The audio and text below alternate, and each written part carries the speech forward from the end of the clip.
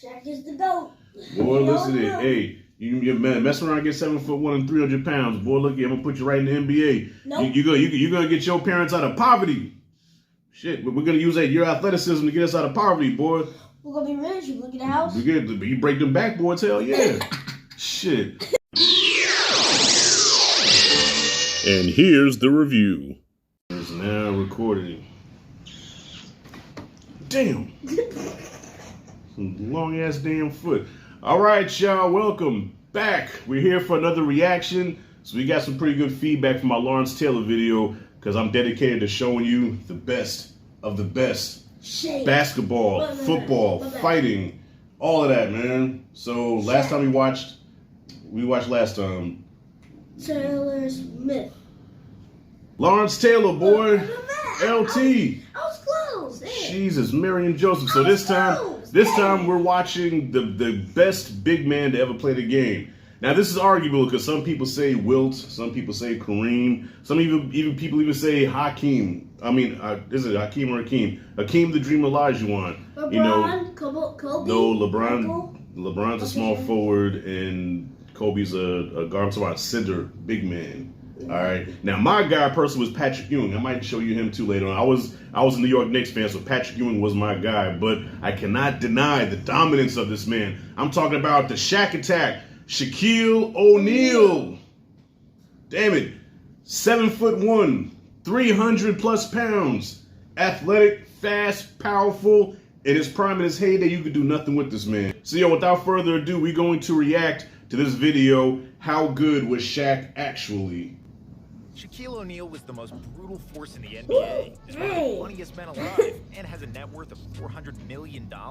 But how good was his career really? And where does he rank among the all-time best centers? He's the GOAT.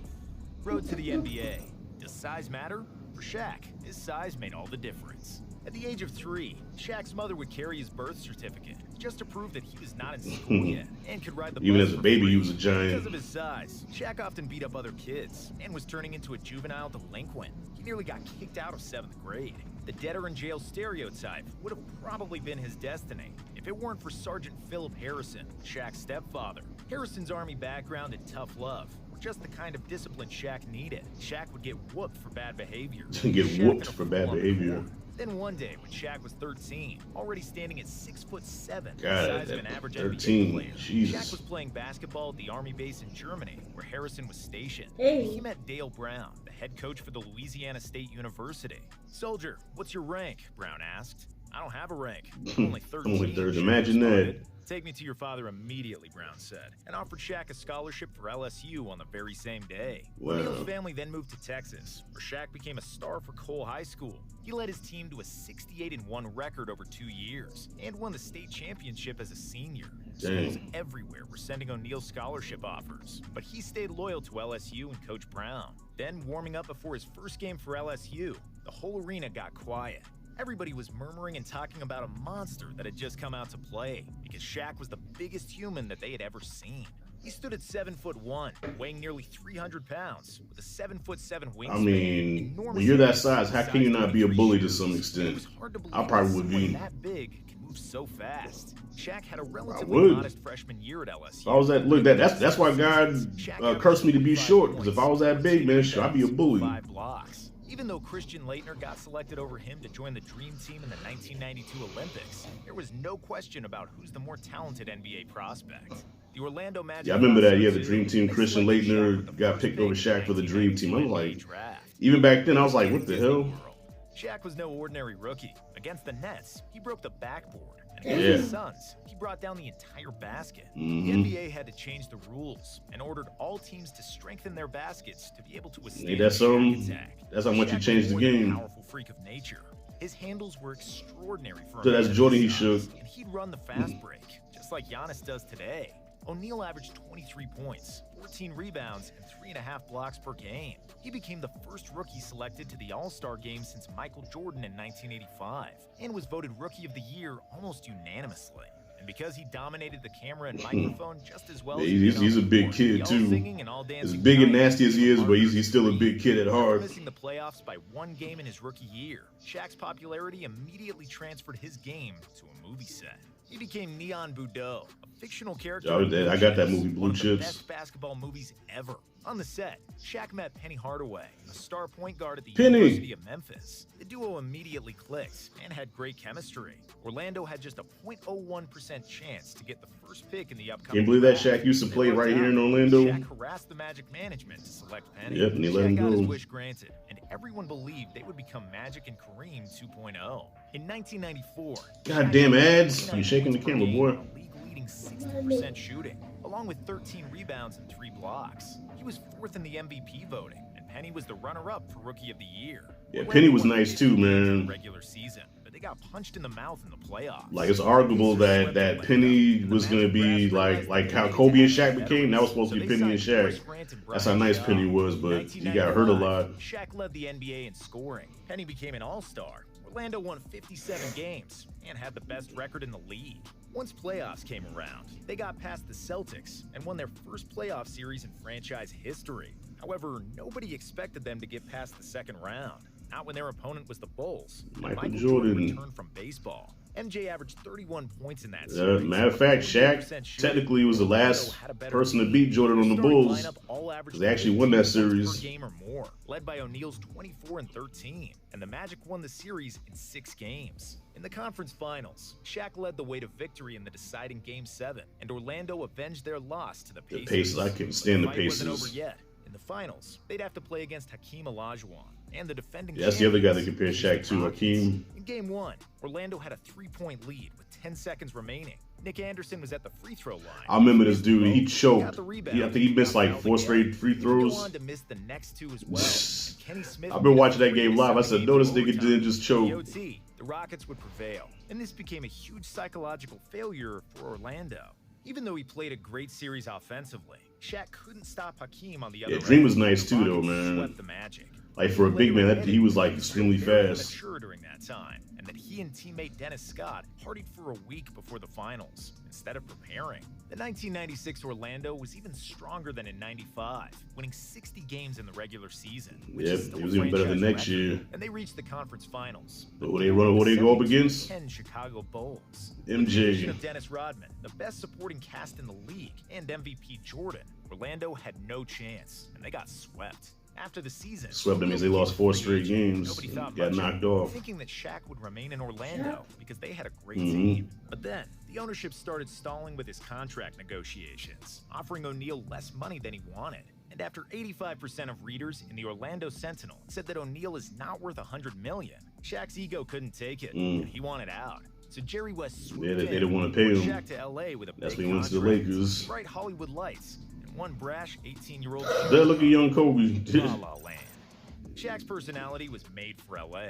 He was rapping, Yeah, making Kobe right out of movies, high and school. hanging out with celebrities. But even though he was delivering his usual numbers and led the NBA in field goal percentage, Yeah, dog. Lakers When he were went, yeah, when he went to the successful and Lakers, getting swept in the playoffs. man, The general forget public it. started to wonder if Shaq is truly a great player and if he was committed to winning. After the 1999 season, they hired a 6-time NBA Phil champion Jackson, coach, the head, Phil Jackson, GOAT head in the coach. offseason. Shaq was no longer making bad movies and partying. For once, he spent his summer in the gym, got into the best shape of his life. That was Rock, right? I forgot that was Rock. Scoring and field goal percentage with nearly 30 Like, he was just, 14 rebounds, he was so big you 4 couldn't do assists, nothing and with 2 him. blocks on average. He was just 1 vote shy of becoming the first unanimous MVP in NBA history. Their regular season in 2000, the Lakers won 67 games, which was the 5th best result ever. Yeah. It seemed like they would sleepwalk through the West and get to the finals, but the Portland Trailblazers had other plans. Yeah, the In Game Blazers was 7 nice of the back then, conference too. finals, Portland had a 15-point lead in the 4th quarter, and it looked like Shaq was going to swallow another bitter pill.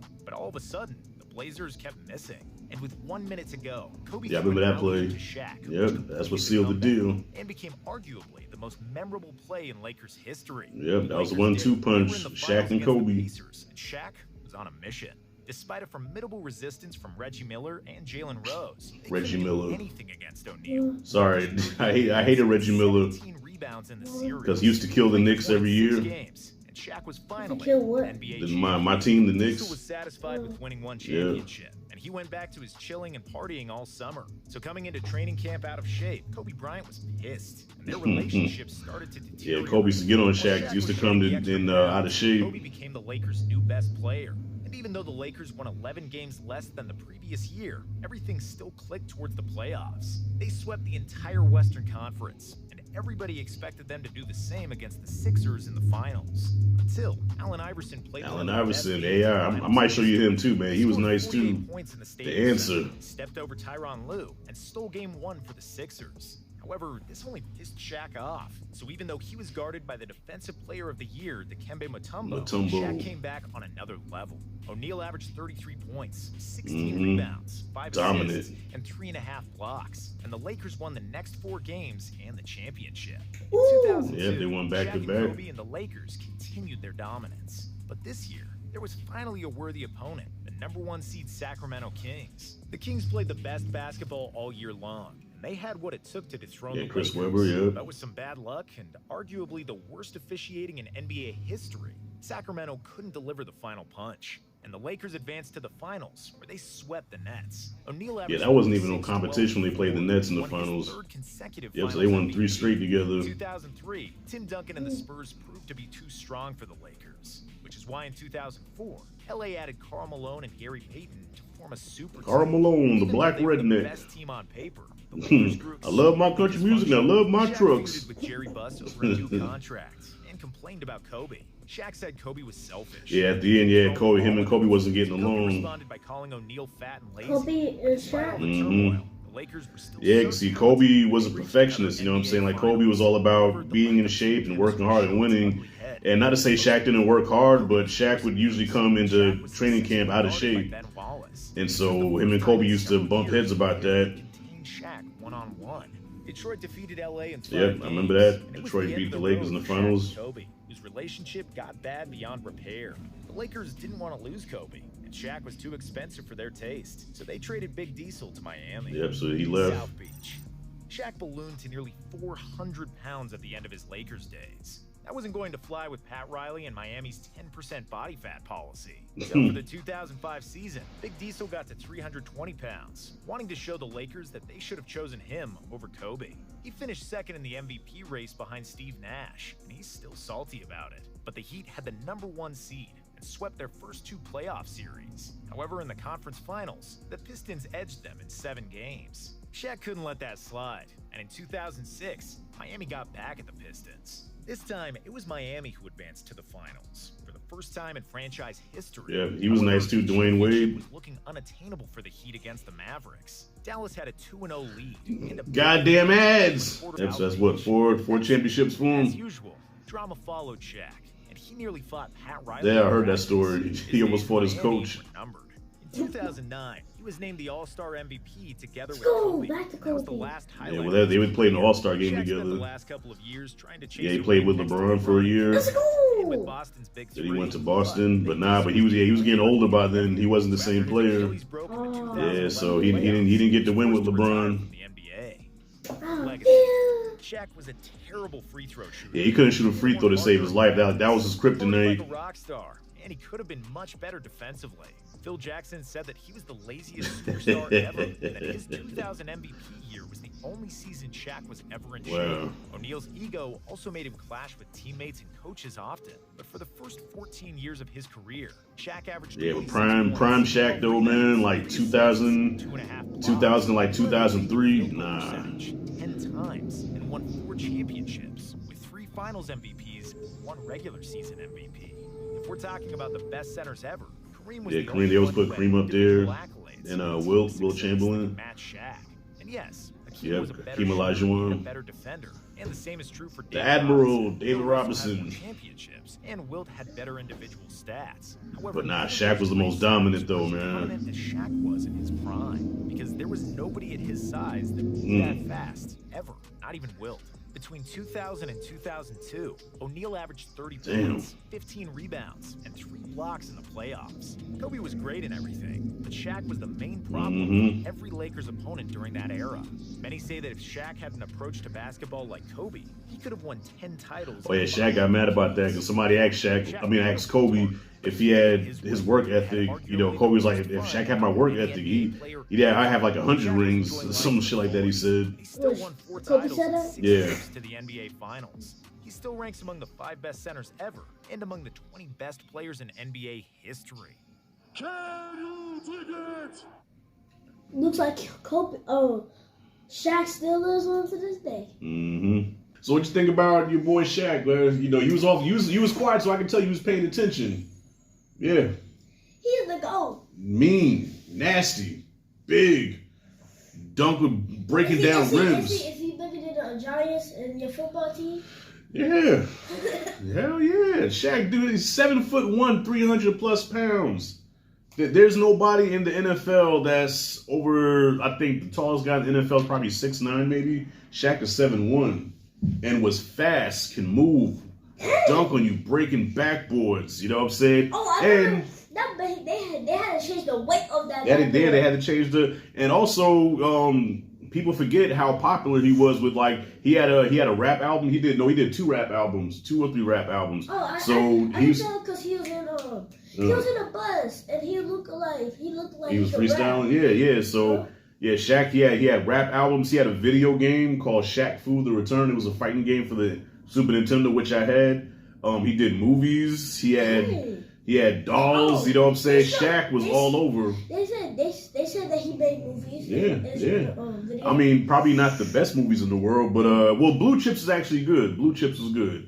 So yeah, man, I just wanted to introduce you to the best big man that I know of. Like I said, it's arguable now because, like I said, some people say Kareem, Wilt, Bill Russell, Hakeem Olajuwon, David Robinson, all great players. And like I said, my personal favorite, Patrick Ewing. You know, he played with the New York Knicks. But yeah, Shaq. There's never been anybody like Shaq, and I don't think there never will ever be anybody like him in the future. Like, that's just a freaking nature. Except for his son. Who? Oh, actually, his son. Well, he has a son that plays. I think. I want to say. I don't know if he's in his last year of college now. He has a son named Sharif, and he's like 6'10", like 260. Is it a boy? Do you know any sons that's girls? Oh well. It's technically, yeah, I guess sometimes. But yeah, man, that was our reaction to Shaquille O'Neal, and it looks like the allergies is kicking my boy's ass. So we about to wrap this video up. Any last thoughts on Shaq, the Shaq attack? Shaq is the GOAT. Boy, listen to it. Hey, you mess around and get 7'1" and 300 pounds. Boy, look, I'm gonna put you right in the NBA. Nope. You're gonna get your parents out of poverty. Shit, we're gonna use your athleticism to get us out of poverty, boy. We're gonna be rich. You look at the house. You break them backboards, hell yeah. Shit. All right, Rashad G. Book signing out. See you in the next video. Peace. Maybe see you, Kobe.